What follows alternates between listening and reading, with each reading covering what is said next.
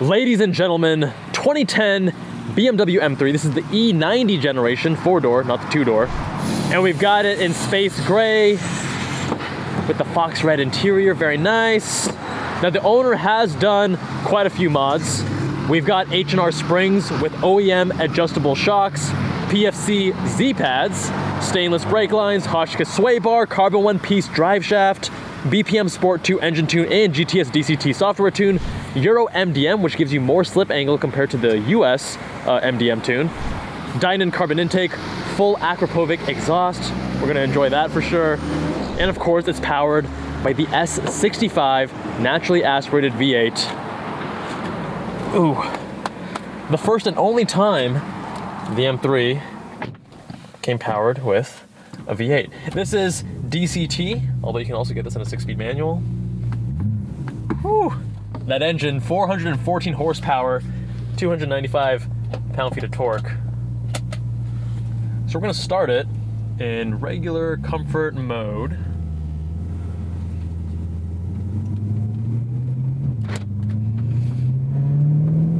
With this generation, the weight did increase substantially. We're now around 3,650-ish pounds.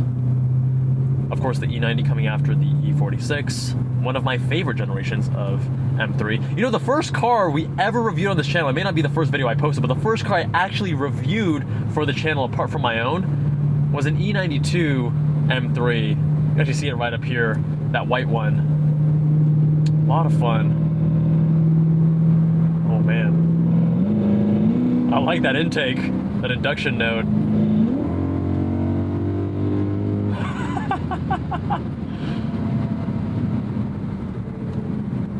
That's what you gotta love with BMW M cars. The dual personality. I mean, look how smooth this DCT is. Seamless transitions between gears. I'm gonna press that M button.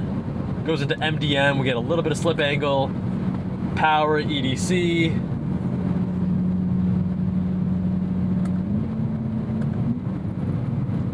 Pretty quick shifts, and I like these paddles. Very nice, crisp, distinct movement here. Ho ho!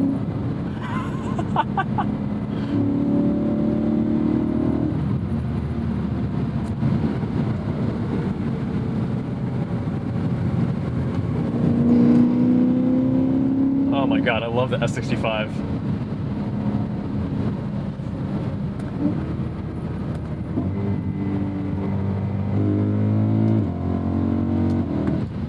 Nice, and when you, so it can be very smooth in shifting when you're just puttering around town, comfort mode, and then when you put in this MDM mode and you start pushing a little bit harder, the shifts, it gives you a little bit of that satisfying jolt in your back.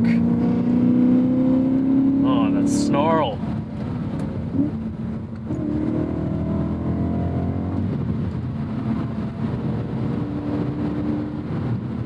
You know, hydraulically assisted rack and pinion steering. Oh, interesting. This is lively.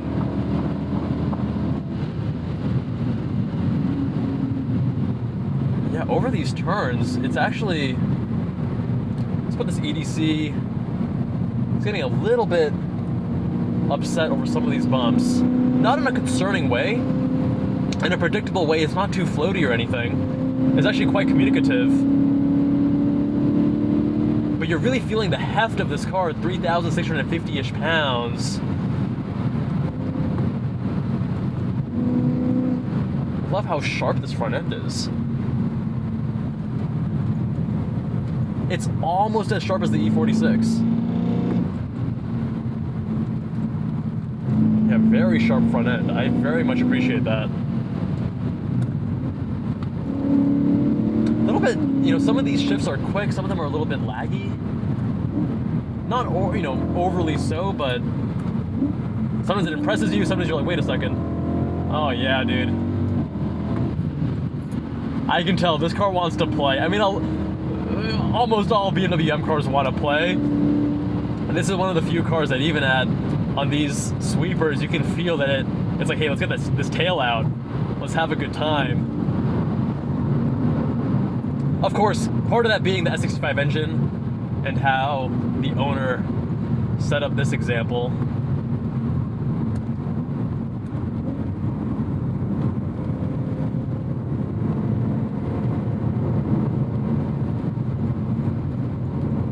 Yeah, the different EDC modes, you can actually feel a substantial difference across them.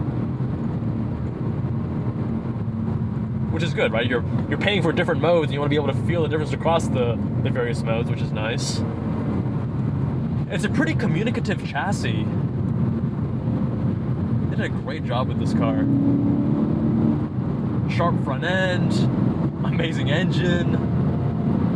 The steering is great in every way. You know, the 4 domains I talk about: accuracy, weighting, ratio, feedback. Except feedback, a little bit lacking for a hydraulic rack. Would like a little bit more, but it's not numb. It's not like the modern EPS that BMW's putting out. You know, I don't even mind this DCT. The pedals, they're just so cool, man. This little cutout here, the way they feel in your hand, the cool metal touch, how crisp they are with their action.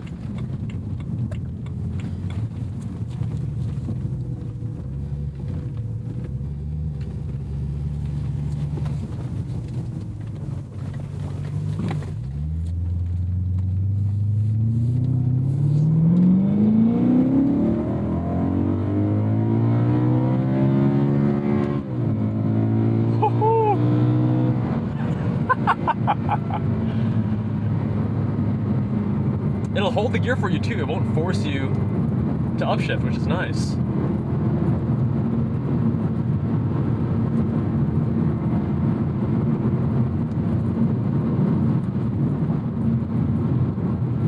This is very much the same DNA, the same lineage of that E46. It's just a cooler motor, the V8, more power, amazing sound, a little bit more heft and weight.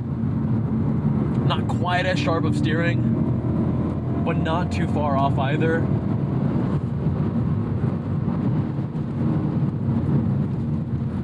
Yeah, the way that this car communicates with you,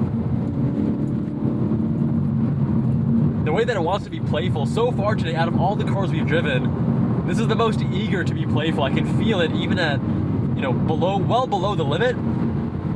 It still gives you hints of wanting to wag its tail a little bit.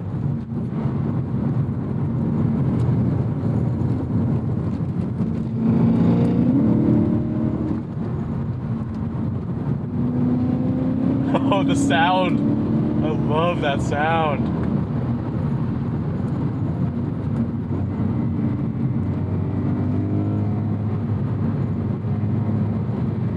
And the reason I say I can feel that it wants to wag its tail is because you can feel how dynamic the chassis is, even though I'm not really at the limit. You can feel a little bit of more or less rotation with weight transfer, with throttle input. And getting that, you know, well below the limits of the car is fantastic. It just shows you how communicative the car is.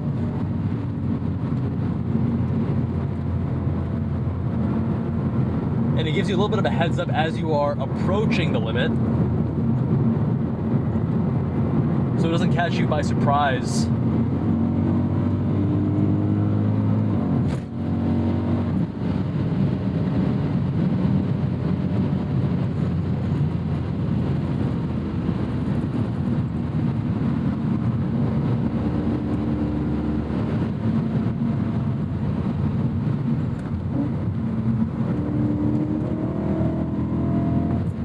Tasty downshifts.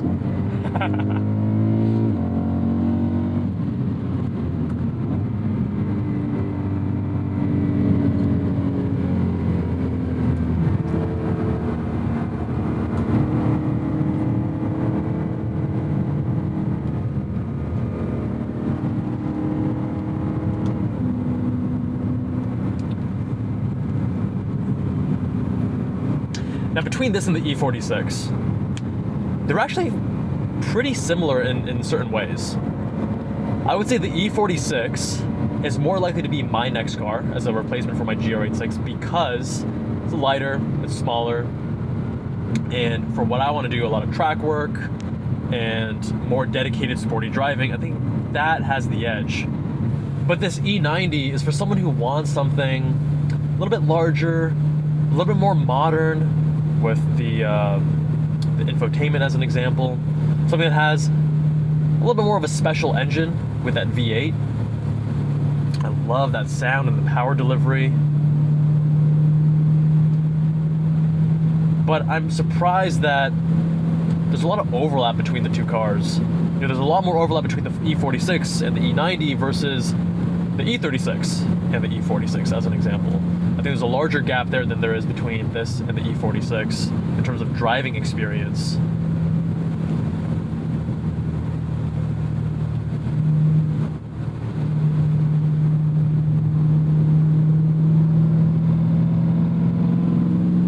This would be such a badass daily dual duty vehicle because you have the practicality, you have the engine, you have the speed and the sharpness.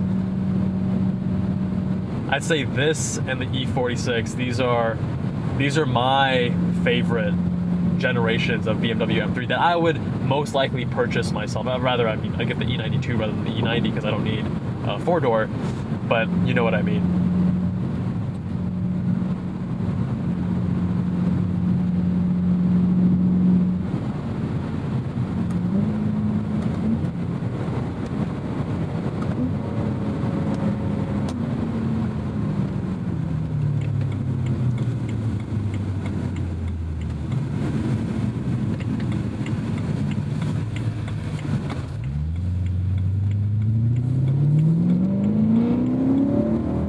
Oh my god, even driving around town, getting to play that instrument, that naturally aspirated V8, what a treat.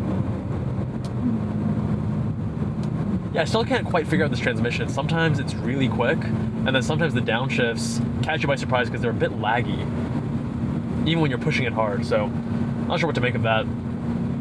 Still pretty well dialed in, not really a complaint of the transmission, just a little inconsistency that I'm noticing. My friends, let me know what you think of the E90 BMW M3. If you want your car reviewed on the Jubbal and Cars channel, visit us on jubbalandcars.com. Big thanks to Fenton from the Zygreen YouTube channel for making this review possible, and the owner for letting me review his car, of course. We have a whole series comparing all the generations of M3 and M5. Check that down in the description. Much love, my friends. Subscribe if you haven't already, and I'll see you all in that next one.